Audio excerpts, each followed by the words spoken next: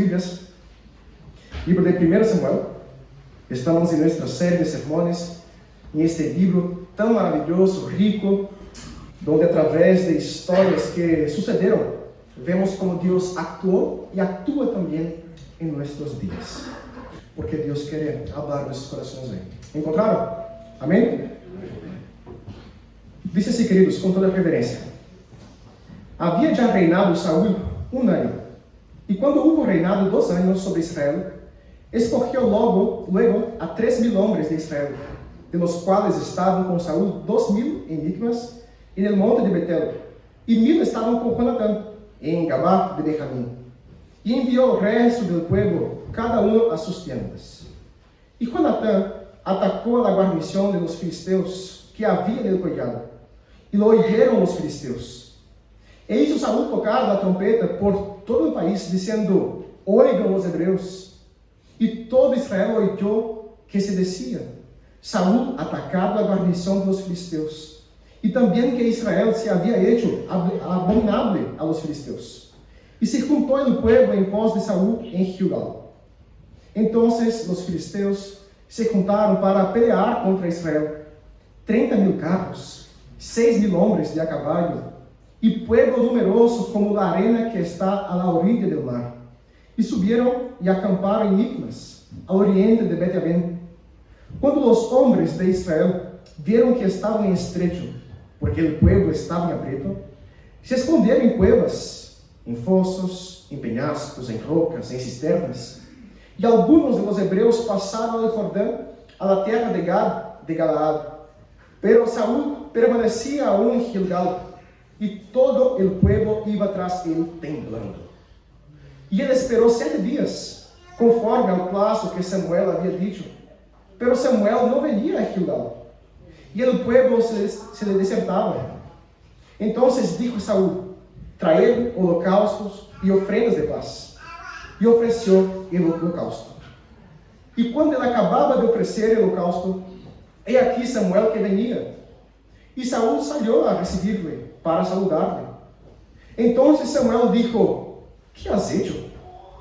E Saul respondeu: porque vi que o povo se me desertava, e que tu não venias dentro do prazo señalado, e que os filisteus estavam reunidos em Micmas, me dije: agora descenderão os filisteus contra mim a Gilgal, e eu não he implorado em favor de Jeová. Me esforcei, pois, e ofereci o holocausto. Então Samuel dijo a Saul: loucamente has hecho. Não guardaste o mandamento de Jeová tu Deus, que ele te havia ordenado, pois agora Jeová houvera confirmado tu reino sobre Israel para sempre. Mas agora tu reino não será duradouro. Jeová se ha buscado um varão conforme a seu coração, ao qual Jeová ha designado para que seja príncipe sobre seu povo, porquanto tu não has guardado o que Jeová te mandou. E levantando-se Samuel, subiu a Gilgal, a Gabá de Benjamim, e Saul contou a gente que se hallava com ele, como 600 homens.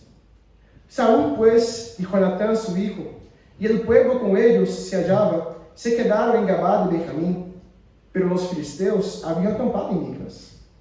E saíram merodeadores do campamento de los filisteus em 3 esquadrões. Um esquadrão marchava pelo caminho de Ofra hacia a terra de Sual. Outro esquadrão marchava hacia Bet-Horon. E o terceiro esquadrão marchava hacia a região que mira ao vale de Seboim, hacia o deserto.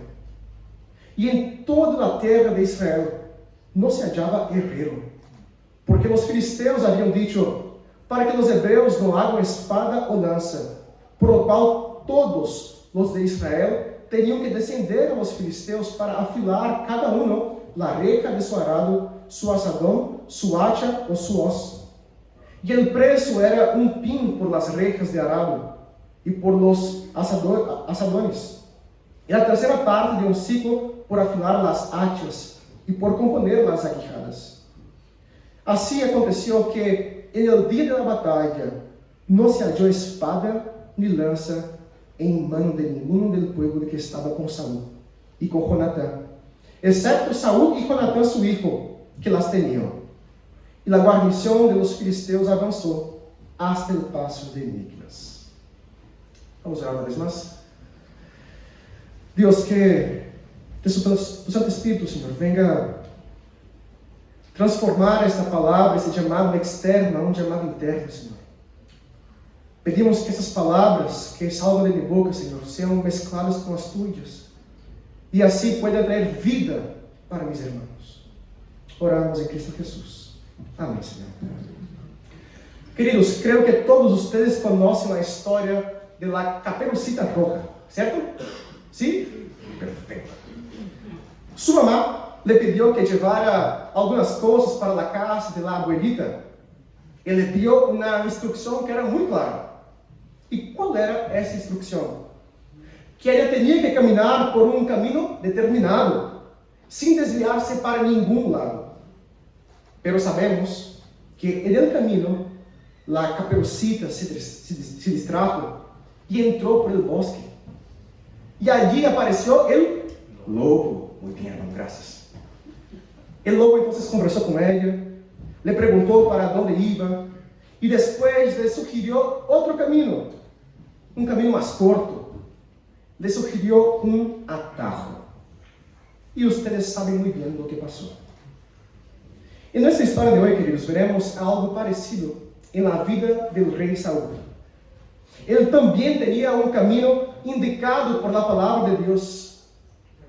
Samuel le había dicho que debía esperarlo. Era una instrucción clara. Pero cuando la situación se puso difícil, Saúl tomó un atajo. Y la consecuencia de esto, hermanos, fue terrible. Así, queridos, así es. Há muitos atajos que tomamos em nuestras vidas. Os atajos sempre prometem levar-nos mais rápido, pero termina llevándonos a um lugar pior. E é por isso que o tema do sermão de hoje é el peligro de los atajos. El peligro de los atajos. Em primeiro lugar, hermanos, veremos el camino indicado. E esto vemos nos versículos 1 hasta o versículo 4. Queridos, existe uma pequena discussão sobre o começo desse texto. Está um pouco raro para nós. Em hebreu diz literalmente que Saúl começou a governar quando tinha 1 ano de idade. Pero resumindo a discussão para vocês, o texto quer mostrar-nos que Saúl já reinava sobre Israel em este momento. E Saúl então escolhe a 3.000 homens para uma batalha. 2.000 estavam com ele em Micmas, no monte Betel, e 1.000 soldados estavam com Jonatán em Gabá de Benjamim. Aqui, queridos, nós vemos Saúl actuando como um rei. Ele organiza um pequeno exército. Israel não tinha muita força militar. Eles não eram um povo preparado para a guerra como os filisteus. Pero Saúl começa a reunir homens para enfrentar o domínio filisteu que estava em Israel. E para que os irmãos entendam melhor a história, Israel estava bajo a pressão de los filisteus neste momento. Haviam guarnições filisteas dentro da terra de Israel. É decir, o inimigo não estava lejos. O inimigo estava instalado em meio do povo. Era como ter uma força estrangeira ocupando o território, recordando todos os dias que Israel não era livre como deveria ser. Então, notem, irmãos, que Saúl não está haciendo algo malo.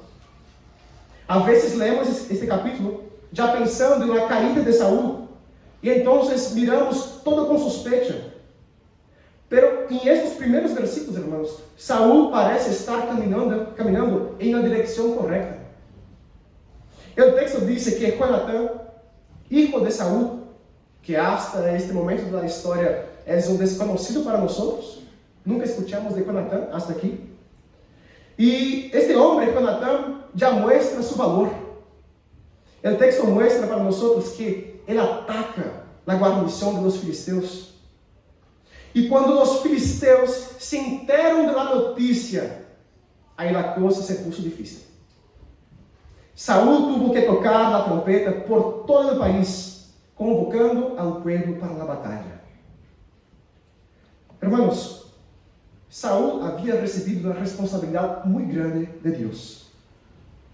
Saúl era rey de Israel. Él debía enfrentar a los enemigos del pueblo de Dios, pero nunca a su manera. Nunca como un rey pagano. Nunca siguiendo solamente la lógica militar. Saúl debería caminar por el camino indicado por Dios. Y ese camino indicado por Dios, hermanos, se le había sido dicho antes. En el capítulo 10, Samuel tuvo encuentro con Saúl y le había dado una orden clara para él. Cuando ciertas señales se cumpliesen, Saúl debía ir a Gilgal y esperar 7 días hasta que Samuel llegara para ofrecer sacrificios y mostrar después lo que el rey debería hacer. Saúl entonces, hermanos, él no estaba sin dirección. Saúl no necesitaba andar adivinando o que debía hacer. El Señor ya había indicado un camino por medio de su profeta, que representaba la palabra de Dios. Hermanos, esto nos enseña que Dios no llama a su pueblo a vivir intentando adivinar qué deben hacer en su vida. Así como fue para Saúl, Dios ya nos dio el camino indicado por su palabra. Nosotros estamos acostumbrados, queridos, a una idea en el mundo evangélico de que la voluntad de Dios para nosotros es un misterio que debemos descubrir. ¿Ya escucharon eso? Pero la Biblia nunca nos enseña eso, hermanos. Claro que hay decisiones en nuestras vidas que exigen sabiduría de nuestra parte. Hay momentos en que necesitamos orar, pedir consejo, discernir con cuidado con quién me voy a casar, qué trabajo debo aceptar, a qué ciudad debo ir. Pero eso, hermanos, no significa que la voluntad de Dios para nosotros sea un misterio escondido. Como si la vida cristiana fuera una búsqueda del tesoro y tuviéramos que descubrir qué camino seguir. El camino, hermanos, que debemos seguir ya nos fue indicado por la palabra de Dios. El Señor no nos dejó sin luz para tomar nuestras decisiones. El salmista dice: lámpara es a mis pies tu palabra y lumbrera a mi camino. La palabra de Dios ilumina, hermanos, al camino por donde debemos andar. Si en los tiempos del antiguo pacto Dios hablaba por medio de sus profetas, hoy nosotros sabemos que Él nos habla a través de las Escrituras. ¿Tú quieres saber cuál es la voluntad de Dios para su vida? ¿Tú quieres saber cuál es el camino que debes tomar en tu vida? Abra tu Biblia, hermano. Yo tengo un gran problema al manejar cuando estoy solo siguiendo el GPS en mi celular. No sé si alguien más pasa por eso. Yo me distraigo muy fácilmente, hermanos. Y cuando me doy cuenta, ya me pasé de la calle donde tenía que entrar. Pero estoy seguro, hermanos, que el problema no es el GPS. El problema soy yo. La dirección correcta estaba ahí. Pero yo que muchas veces no sigo la dirección recibida. Hermanos, la dirección correcta de Dios para nuestras vidas ya nos fue dada. La dirección de Dios para nosotros es la Biblia. Y muchas veces nosotros oramos al Señor con lágrimas, pidiéndole dirección, pero mantenemos nuestra Biblia cerrada en nuestra casa. ¿Cómo está tu vida de lectura de la palabra, mi hermano? ¿O tú eres de aquellos que solo buscan la Biblia para venir a la iglesia domingo, pero durante la semana en la casa ni siquiera sabe dónde está? Es en ese libro, hermanos, donde vas a encontrar el camino indicado por Dios para su vida. El peligro de los atajos comienza justamente cuando dejamos de tratar la palabra de Dios como el camino indicado para nuestras vidas. Y Saúl falló justamente en eso, hermanos. Veremos no próximo ponto. Pero en este punto yo quiero dejar muy claro para ustedes que Dios siempre muestra el camino que debemos seguir por medio de su palabra.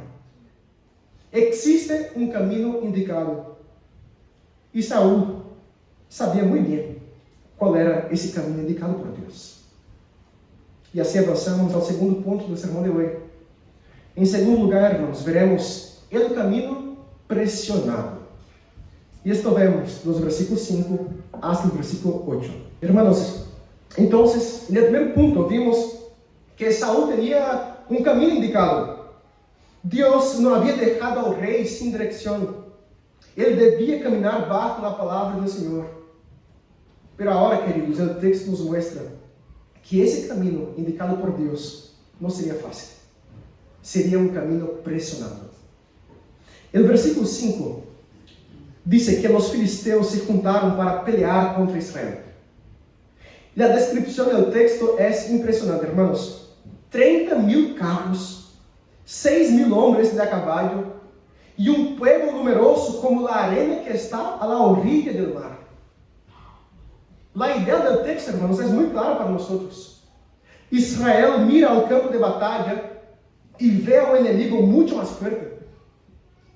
No era una pelea equilibrada, hermanos. Los filisteos tenían fuerza, armas, carros, mucha gente. ¿Y qué tenía Israel en este momento?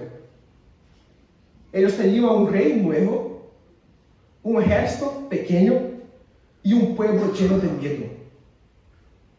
Y aquí, queridos, comienza la presión. Los hombres de Israel, cuando ven que están aprietos, ellos hacen como los ratones. El texto dice que se esconden en cuevas, fosos, peñascos, cisternas. Algunos cruzan al Jordán huyendo. Y los que todavía siguen a Saúl estaban temblando. Hermanos, notem como el autor del libro de 1 Samuel es cuidadoso al traer detalles para nosotros. Israel había pedido un rey para sentirse más seguro. Quería un rey que saliera delante de ellos en las batallas. Y ahora ellos temen a este rey, pero muchos huyeron. Y los que están detrás del rey están temblando. El pueblo de Israel, queridos, todavía tenía que aprender a esperar en el Señor. Y Saúl también necesitaba aprender esto. El versículo 8 dice que Saúl esperó 7 días, conforme al plazo que Samuel había dicho. Pero Samuel no venía a Gilgal, y el pueblo se le desertaba. Noten, hermanos, Saúl estaba esperando a Samuel conforme a lo que le había sido indicado para hacer. Pero la circunstancia parece decir que esperar era una mala idea. Samuel no llega. El pueblo se está dispersando. Los filisteos cada vez más cerca. La presión aumenta. Y cuando la presión aumenta, hermanos, nuestro corazón comienza a pensar que el camino indicado por Dios para nuestras vidas no parece ser una buena opción. Hermanos, los momentos de presión en nuestras vidas revelan realmente si nuestra confianza está en la palabra de Dios o solamente en condiciones favorables. Esperar es una de las formas más difíciles de obedecer. Porque esperar, hermanos, parece que no estamos haciendo nada. Pero muchas veces, queridos, esperar es justamente el lugar donde Dios prueba nuestra fe y nos enseña a depender de Él. Saúl no estaba sendo llamado a não fazer nada. Saúl estava chamado a seguir o chamado de Deus para esperar a Samuel. E aqui é importante entender uma diferença, irmãos. Existe uma grande diferença entre esperar por medo a actuar e esperar por fé. Esperar por medo é quando alguém está paralisado e deveria actuar. Esperar por fé, hermanos, é quando, aún sin entender el por qué debe esperar, uno no sale del camino indicado por Deus. A vezes, a obediência tem que ver com uma ação, é verdade. Pedir perdão a alguém, cambiar atitudes, servir, fazer algo. Mas outras vezes, irmãos, a obediência aparece em esperar, permanecer. O caminho indicado por Deus para Saúl estava pressionado nesse momento. E quando o caminho indicado por Deus está pressionado, o atajo começa a aparecer a melhor decisão. Era exatamente isso o que Saúl estava vivendo neste momento, irmãos. Um atajo parecia ser o melhor caminho. E antes de juzgar a atitude de Saúl, sejamos honestos. É fácil dizer que confiamos na palavra de Deus quando não estamos perdendo nada. É fácil falar de paciência no Senhor quando nadie se está yendo.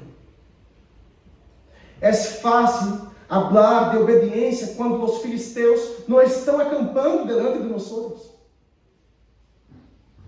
Que pressão hoje está haciendo que o caminho de Deus pareça demasiado lento para ti?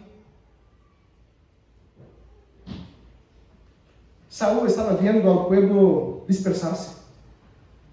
Viu a ameaça crescer. Viu que Samuel não chegava nunca. E aí seu coração foi posto a prueba, irmãos. E nosso coração também é provado assim, queridos.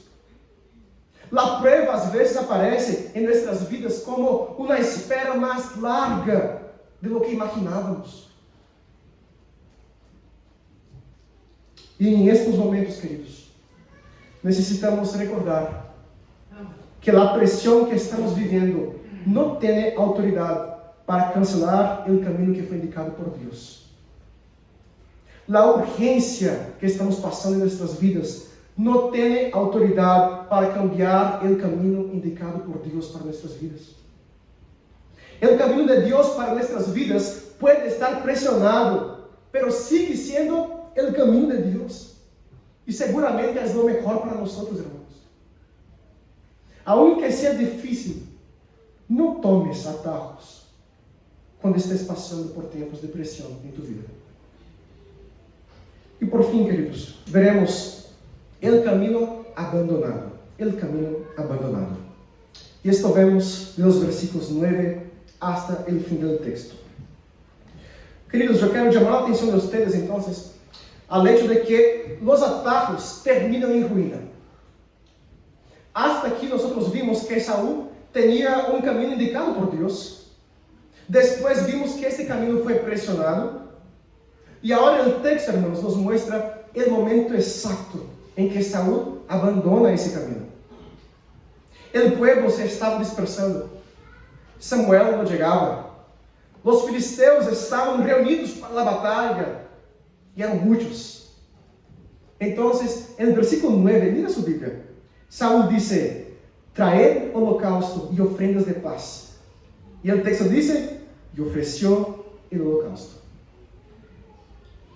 Queridos, esse foi o pecado de Saúl.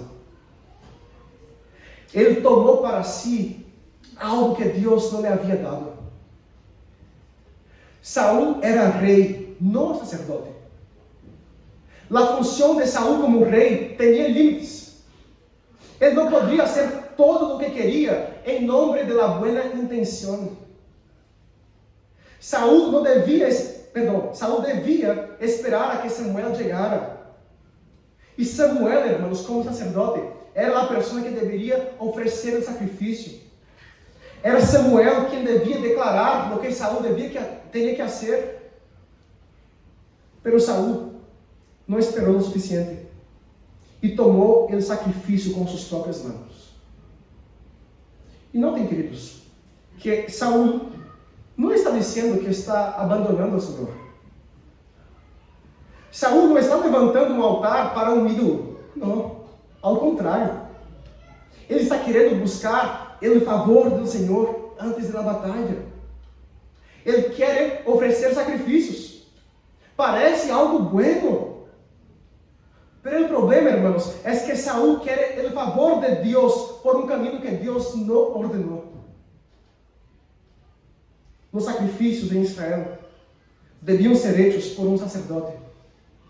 E estes sacrifícios apontavam à santidade de Deus. Apontavam ao pecado do povo.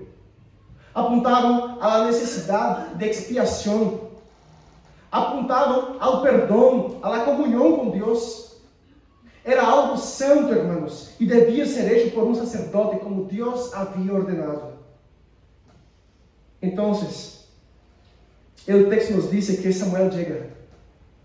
E chega justo depois de que Saúl termina de oferecer o holocausto.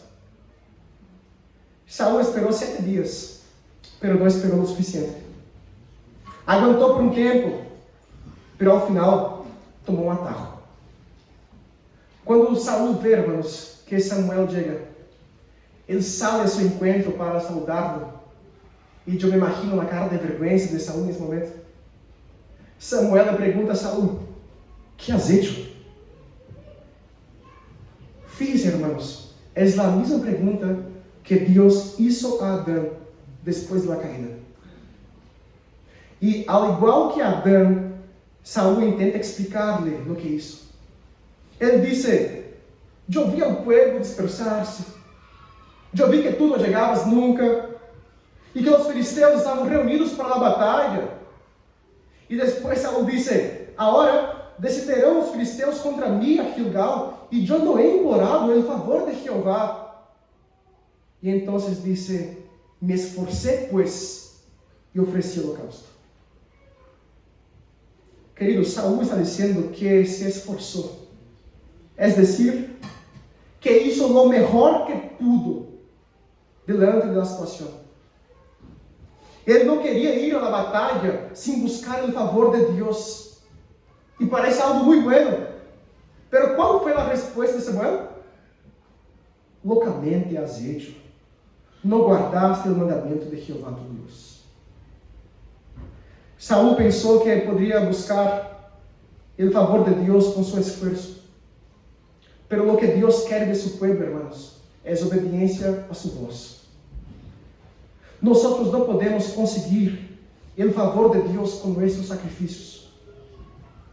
Por esto que en el capítulo 15, un spoiler para ustedes, Samuel va a decir que obedecer es mejor que sacrificar. Talvez tu estés vivendo tu vida como Saúl, buscando el favor de Dios con tu esfuerzo. Tratando de ser uma boa pessoa, ser honesto em tus negócios, ser fiel em tu matrimônio, ajudar a los pobres. Pero hay una noticia para ti hoy, hermanos. E é uma notícia triste. Tu não puedes ganar o favor de Deus com nada de lo que haces com tus próprias mãos. Não são tus buenas intenções, ni tampoco tu esfuerzo, lo que hacen que Dios te mire a ti con misericordia. El sacrificio que Dios acepta debe ser hecho por quien Él mismo establece. Es en esta misma línea, hermanos, que nosotros tenemos algo que llamamos de principio regulador del culto. Nosotros no podemos hacer en el culto público lo que queremos. Por exemplo, eu não posso falar como pastor: puxa, me gusta a dança, então mientras vamos louvar o Senhor, todos vamos dançar. Não pode ser isso, hermanos. Porque Deus nos chama a adorá-lo como Ele mesmo ordenou em sua palavra. O culto pertence a Deus. A adoração do povo de Deus deve ser guiada por a própria palavra de Deus. E a consequência da atitude de Saúl foi terrível, queridos. Samuel disse que se Saúl hubiera guardado o mandamento, o Senhor havia confirmado seu reino sobre Israel para sempre. Pero agora, o reinado de Saúl não permaneceria. Saúl já não seria mais o rei.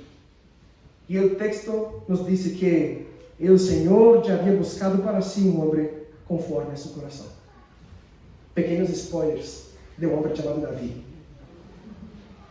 Depois disso, irmãos, o texto termina mostrando a debilidade de Israel nesse momento. Saúl conta ao povo e quedam cerca de 600 homens com ele. Os filisteus seguem avançando e o texto diz o detalhe humilhante: não havia herreiro em toda a terra de Israel. Os filisteus não deixavam que os hebreus fabricassem espadas e lanças. E no dia da batalha, irmãos, só Saúl e Jonatã tinham armas. Mirem ustedes o resultado do ataque. Saúl tomou o sacrifício em suas mãos para tentar salvar a situação, mas a situação não quedou melhor. Israel continuou pequeno, pressionado, vulnerável, desarmado. O ataque não salva a nadie. Só revelou a desobediência do rei. Queridos, muitas vezes nosso coração funciona como o coração de Saúl. Não sempre nós desobedecemos a Deus dizendo: eu quero rebelar-me contra Deus. Não. Mas muitas vezes, queridos, desobedecemos a Deus dizendo: estou esforçando-me. Deus sabe minha intenção. A situação está difícil. Deus entende esse meu pecado. Pero a palavra nos confronta também. De que sirve dar nosso melhor esforço, tomando atajos que nos sacam da obediência ao caminho de Deus? Talvez o Senhor nos está perguntando hoje o mesmo que Samuel perguntou a Saúl: que has hecho? Que has hecho com a palavra de Deus que tu já conheces? Que has hecho com o caminho que Deus já te mostrou que deve seguir? Que has hecho com tu vida de oração, meu irmão? Que has hecho com tu vida devocional? Que has hecho em tu casa, em tu matrimônio, em tu vida secreta com Deus? Pero esse texto, queridos, não termina só com Saúl. Samuel disse que Deus buscou ao homem conforme a seu coração para que seja rei. E primeiro pensamos em Davi.